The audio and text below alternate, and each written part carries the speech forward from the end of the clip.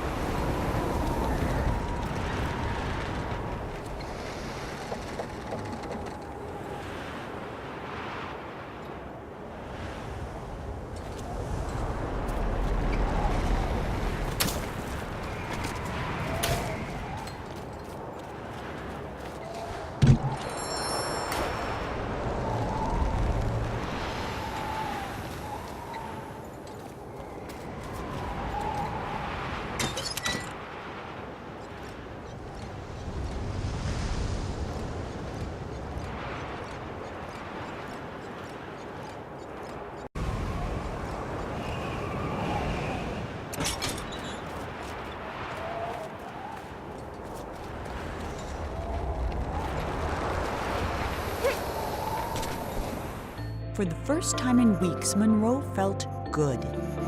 He felt even better when the wind pushed him close enough to reach the Swan. He was feeling so good, in fact, that he forgot all about his fear of heights.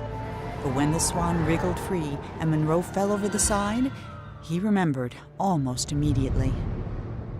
That might have been the end of Monroe if this were a shorter story, but it isn't, which is why Monroe's troubles were just beginning.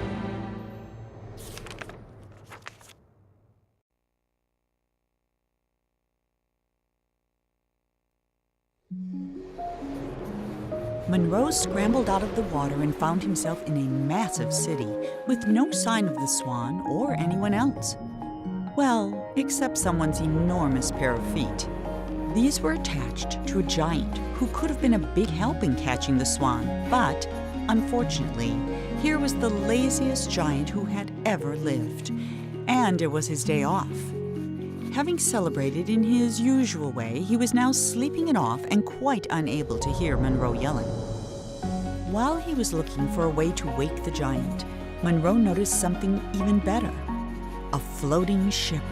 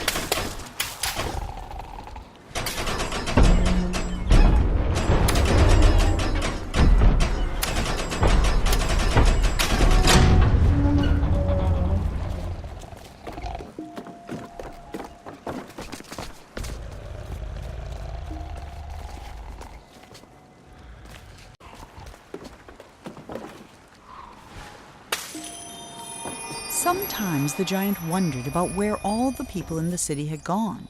Mostly he worried they might come back and ask him to clean their gutters or put out their fires. But they never did, and that was why the giant, who was the laziest that had ever lived, was also the happiest.